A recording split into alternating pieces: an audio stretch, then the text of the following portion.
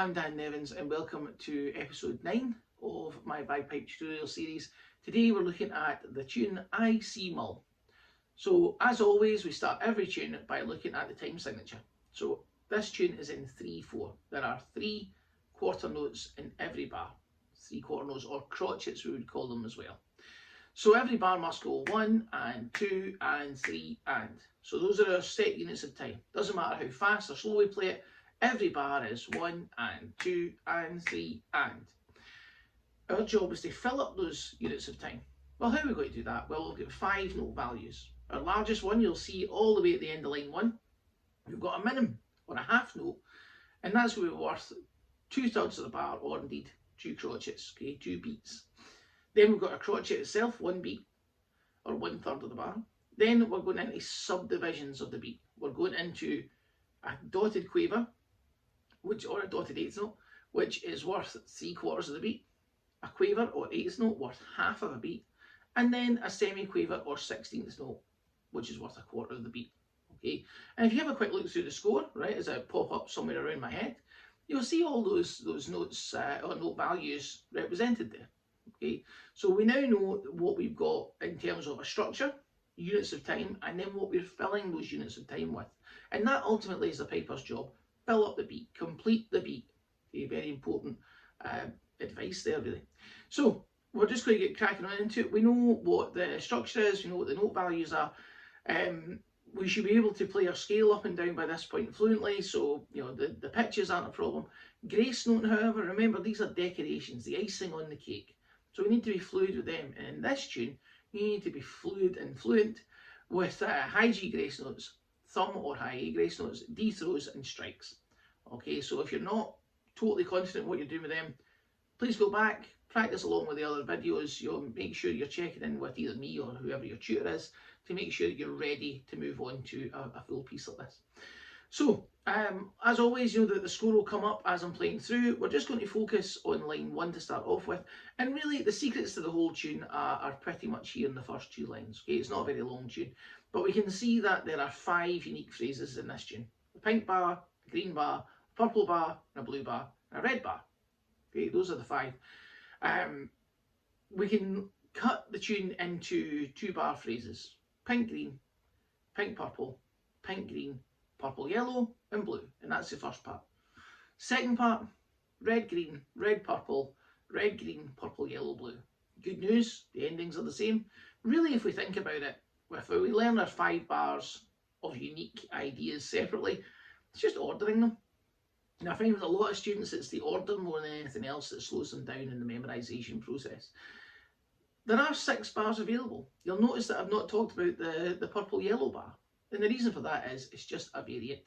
Okay, we've got the purple yellow. The yellow mark there is just to tell you that you're going to a low A for a beat. You're not holding the E for the full minimum. You play it for 1 beat and then play the low A, and that's the bar. So it's not a lot of new ideas. So I wouldn't call that a unique bar. I would call that a variant bar. So let's get into it, all right? So we're just going to kind of blast through the sections here, the 6 bars that make up the tune. I'm just going to go through them one at a time, and then we'll try playing the tune all together.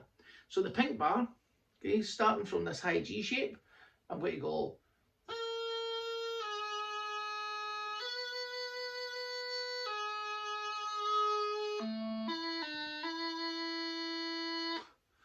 Okay, that's me really just trying to let you see everything that I'm doing there. If I play the bar as is, or as it's supposed to be, I should say, we get.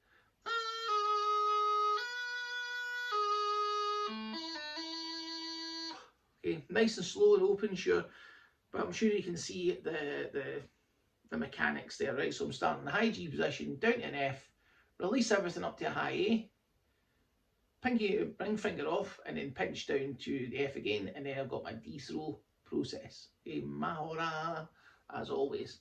That's a pink bar. Now that is 3 bars out of 8 in that first bar, first line, sorry, first part. So pink, green, pink, purple, pink, green. Well, you're playing that pink bar 3 times, so it's important at this point, if you're not certain to move on, pause, rewind and review here and look at that pink bar again. But if you're ready, let's look at the green bar. So we've played a D at the end of the pink bar, left index finger up, make my E shape, close into my E. Back down to D, right hand open, ring finger down, high G grace note open, make a B, close my left index finger, low G, pop up to low A. Okay, I'll do that again. From the last note of the pink bar, there's my D shape, left index finger up, make my E, close the left index finger, right hand open into D, close the left ring finger, left index finger up again, pinky up, close into a B shape, close the left index finger, close everything to low G, pop the pinky finger up to low A. And that should sound something like.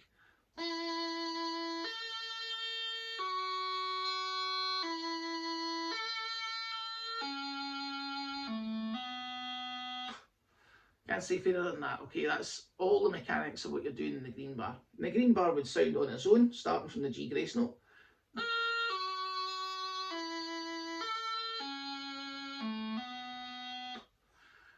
And you put those together, and that's the first 2-bar phrase of I See Mull.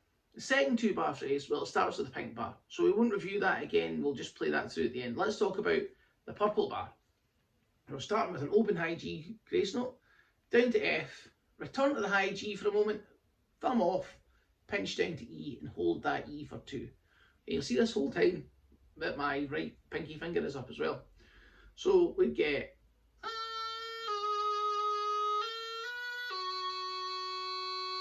I'll do that from the side so you can see what my thumb's doing.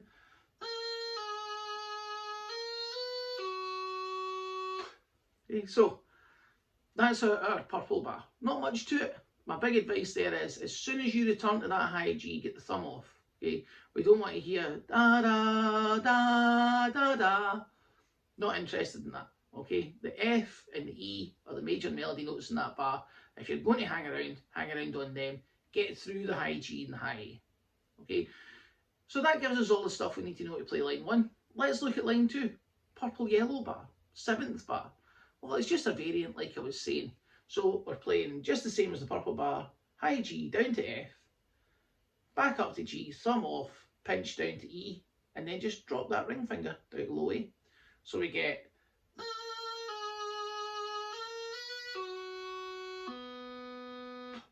Do that from the other side as well.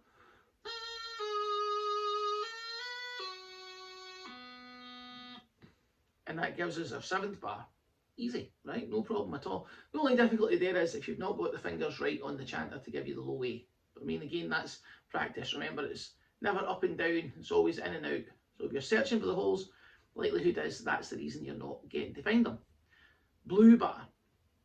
Blue bar, all it is, the high G grace note from the low A up to the E, a wee F, and then straight into that D throat.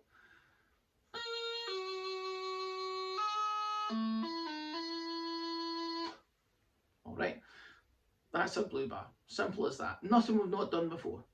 Okay, so the last bar we have to look at before we play the whole tune is a red bar. Alright, dead easy. No D throw in it, just a high A strike. So if you remember, your high A strike is that rotating strike with your thumb. So we've got to start the bar, open high G grace note down to F, release up into the high A, strike it, hold it for a beat, ring finger off, pinch down to F, and then close into a D shape at the end.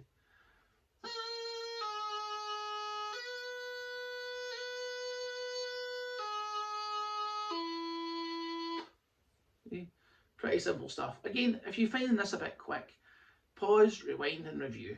Alright, it's not about playing it totally at the same speed as me, it's about understanding the mechanics of it.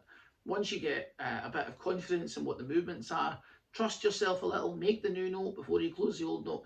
It'll all come to you. And remember, in the beginning, we're not searching for perfection. We're just trying to get good ideas down to let us build towards excellence.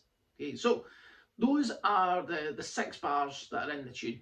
Okay, the 5 unique and 1 little variant. So I'm just going to play through the tune now, and what I'd say to all kind of early pipers, right, beginner pipers, don't worry about repeating the parts in this tune right now. I'm just going to play it line 1 to line 4. We get the idea down, and then we can go back and repeat the parts. If you're confident in what the structure of the tune is, repeating the parts shouldn't be a major hassle. Here we go. After 2, 1, 2.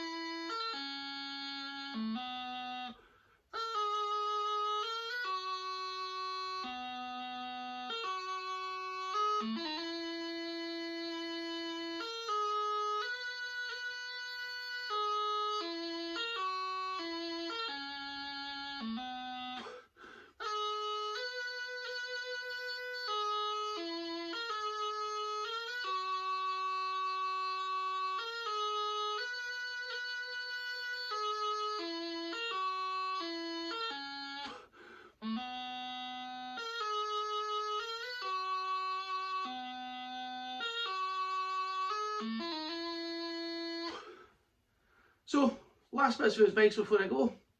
Make sure that you are travelling through the semiquavers, the 16th notes. Sound them and move on, especially in like the blue bar. Make the F and then straight down to low G, alright?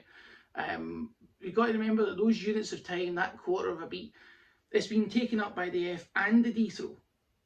Not the F completely, and then we make extra time for the D throw. Doesn't work like that. Okay, you're going to finish the D throw onto the new note. Okay, with the purple bar as well, you get the index finger off of the high G, then the thumb off, and get down to that E.